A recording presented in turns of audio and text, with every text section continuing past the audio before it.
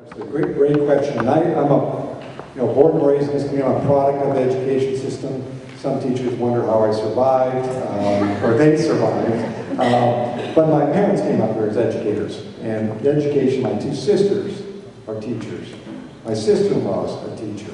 Education is very important. Matter of fact, I've asked for and put in my education plan, which I should say this commercial once in a while, Begich.com for more detail. But in that education plan, universal K through pre-K is critical. Universal access, voluntary access to pre-K. Because we know kids between 0 and 5, we spend the time with them reading, early education. The benefit is exactly what you talk about. And by the time they get to first grade, we're already seeing positive indications.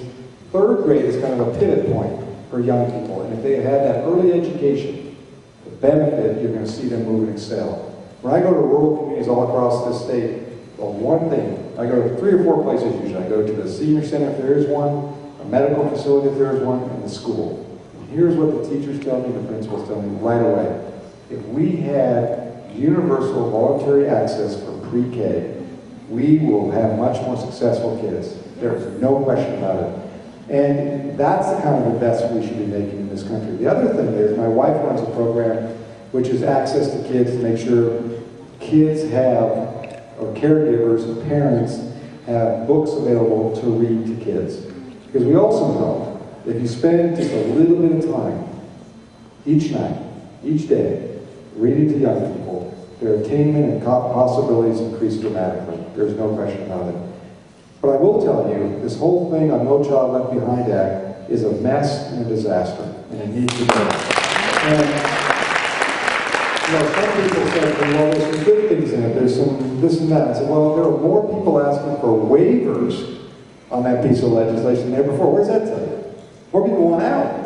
What they should do is have all that time, all that paperwork, all that process, that same resource they should dedicate to communities, so parents, community leaders, teachers, kids, all are involved in deciding what's good for their education. Because in this school right here, it's going to be different than when I go up to know them.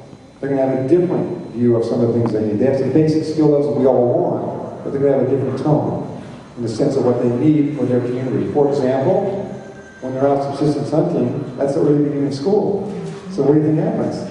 They get bad checks on the No Child Left Behind Act, it penalizes them. What happens when they're penalized? They get less money. Less money means no more resources, which then again the next year, they fail again. It's like you can actually write the script. So from my end, No Child Left Behind Act needs to go. I'm not interested in modifying it, tweaking it, amending it, waiving it. Stop doing it at that level, because the policy of Washington, D.C. in education should not be done there. It should be done on a local level where communities understand what they need and how to deliver it.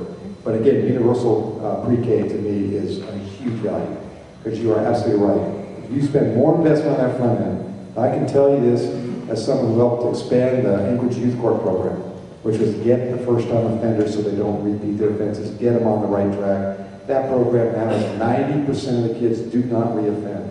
89% pay their restitution, and they move on to the positive, rather than waiting for them to commit 3 or 4 or 5 crimes. The next thing you know, it's no longer trying to educate them, it's just trying to put them away, and that's not a healthy thing. We can build the prisons, and they will come. Or we can spend our investment, like we did with this school, like we're doing with Clark. The 2 moderate to lowest income neighborhoods in the city will have the highest tech, highest quality schools in the whole city.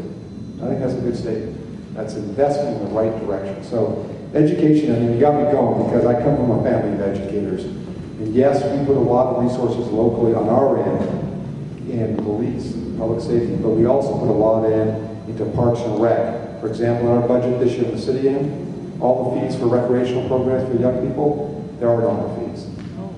They're free. Because access to parks and rec is the right thing to do to get kids into positive environments.